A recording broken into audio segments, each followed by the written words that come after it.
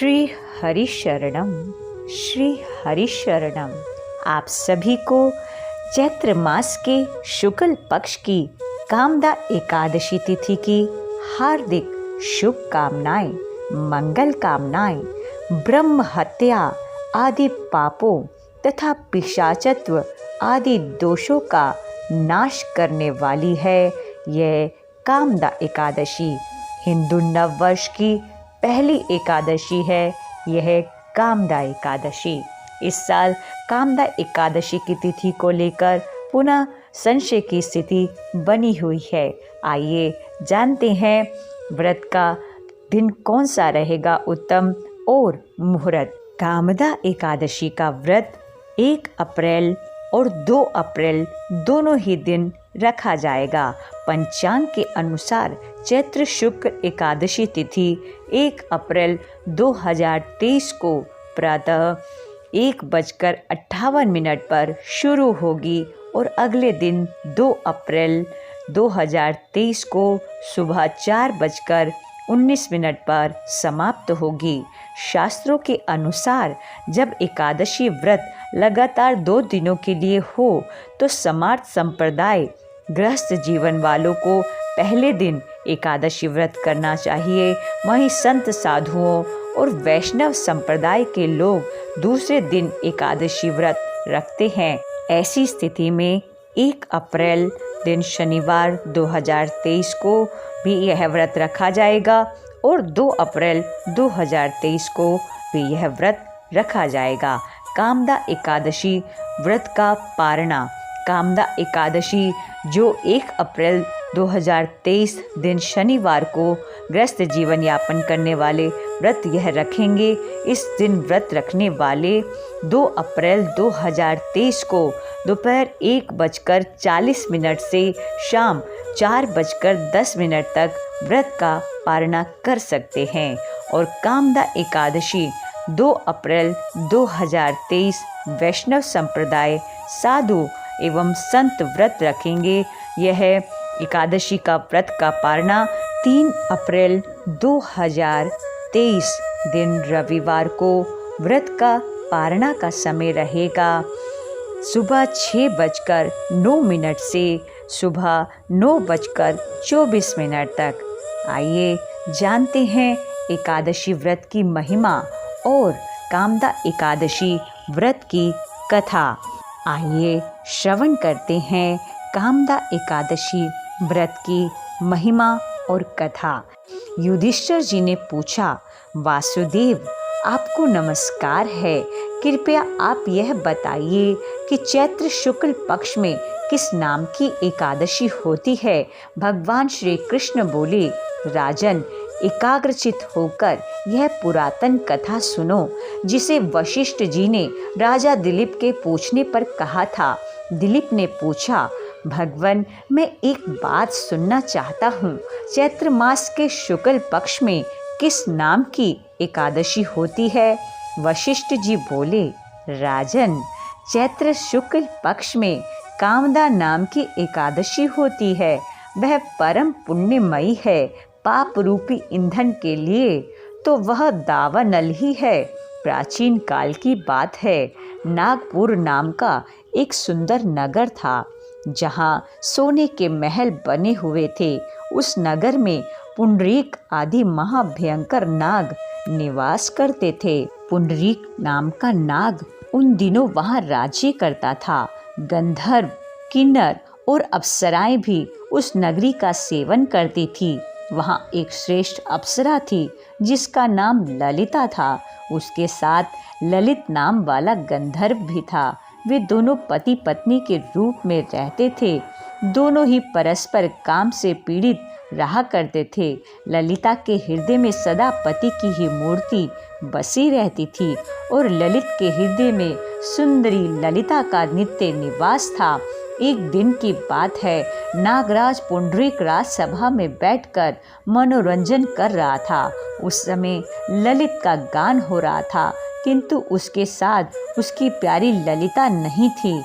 गाते गाते उसे ललिता का स्मरण हो आया, अतः उसके पैरों की गति रुक गई और जीभ लड़खड़ाने लग गई। नागों में श्रेष्ठ करकोटक को ललित के मन का संताप ज्ञात हो गया, अतः उसने राजा पुंडरीक को उसके पैरों की गति रुकने और गान में त्रुटि होने की बात बता दी। करकोटक की बात सुनकर नागराज पुंडरीक की आंखें क्रोध से लाल हो गई। उसने गाते हुए कामातुर ललित को शाप दे दिया, दुर्बुद्धे, तू मेरे सामने गान करते समय भी पत्नी के वशीभूत हो गया, इसलिए तू राक्षस हो जा। महाराज पुंडरीक के इतना कहते ही वह गंधर्व राक्षस हो गया। भयंकर मुख, विकराल आंखें और देखने मात्र से भय उपजाने वाला रूप, ऐसा राक्षस होकर वह कर्म का फल भोगने लगा। ललिता अपने पति की विकराल आकृति देख मन ही मन बहुत चिंतित हुई। भारी दुख से वह कष्ट पाने लगी। सोचने लगी, क्या करूं, कहाँ जाऊं, मेरे पति पाप से कष्ट पा रहे हैं। वह रोती हुई घने जंगलों में पति के पीछे पीछे घूमने लगी। वन में उसे एक सुंदर आश्रम दिखाई दिया, जहाँ एक मुनि शांत बैठे हुए थे। किसी भी प्राणी के साथ उनका वैर और विरोध नहीं था। ललिता शीघ्रता के साथ वहां गई और मुनि को प्रणाम करके उनके सामने खड़ी हुई। मुनि बड़े दयालु थे। उस दुखिनी को देखकर वे इस प्रकार बोले, शुभे, तुम कौन हो, कहाँ से आई हो, मेरे सामने सच सच बताओ। ललिता ने कहा, महामुने, वीर धनवा नाम वाले एक गंधर्व हैं। मैं उन्हीं महात्मा की पुत्री हूँ। मेरा नाम ललिता है। मेरे स्वामी अपने पाप दोष के कारण राक्षस हो गए हैं। उनकी यह अवस्था देखकर मुझे चैन नहीं है। ब्राह्मण, इस समय मेरा जो कर्तव्य हो वह बतलाइए। विप्रवर, जिस पुण्य के द्वारा मेरे पति राक्षस भाव से छुटकारा पा जाएं, उसका उपदेश दीजिए। ऋषि बोले, भद्रे, इस समय चैत्र मास के शुक्ल पक्ष की कामदा नामक एकादशी तिथि है, जो सब पापों को हरने वाली और उत्तम है। तुम उसी का विधि पूर्वक व्रत करो और इस व्रत का जो पुण्य हो उसे अपने स्वामी को दे डालो।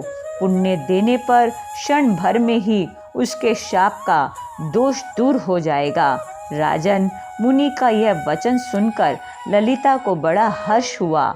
उसने एकादशी को उपवास करके द्वादशी के दिन उन ब्रह्मऋषि के समीप ही भगवान वासुदेव के समक्ष अपने पति के उद्धार के लिए यह वचन कहा, मैंने जो यह कामदा एकादशी का उपवास व्रत किया है, उसके पुण्य के प्रभाव से मेरे पति का राक्षस भाव दूर हो जाए, दूर हो जाए, प्रभु दूर हो जाए। वशिष्ठ जी ने कहा, ललिता के इतना कहते ही उसी क्षण ललित का पाप दूर हो गया। उसने दिव्य देह धारण कर लिया, राक्षस भाव चला गया और पुनः गंधर्व की प्राप्ति हुई।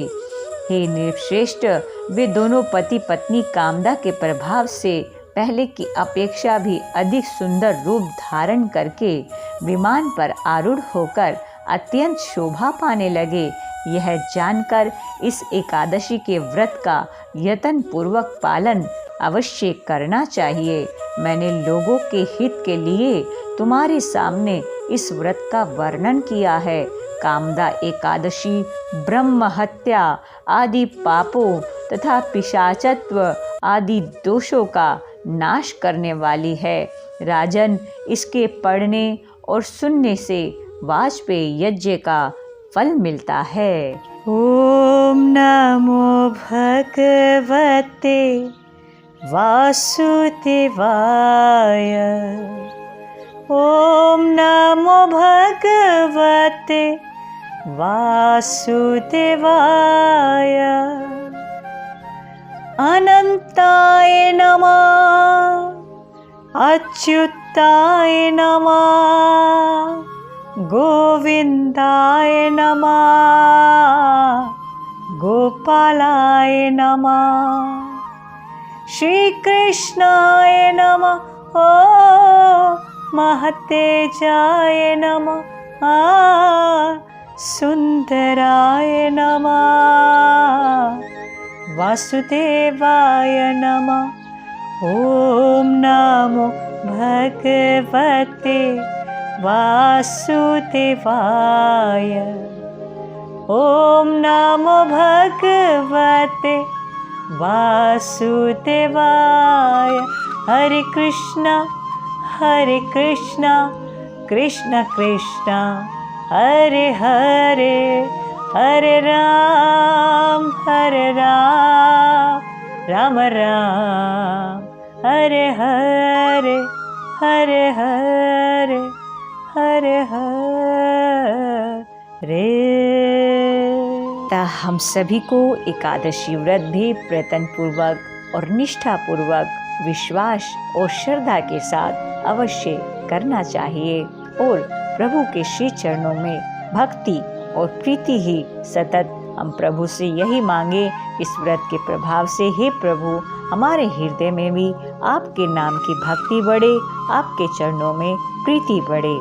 जय श्री कृष्णा, जय मदन गोपाल, जय मदन गोपाल।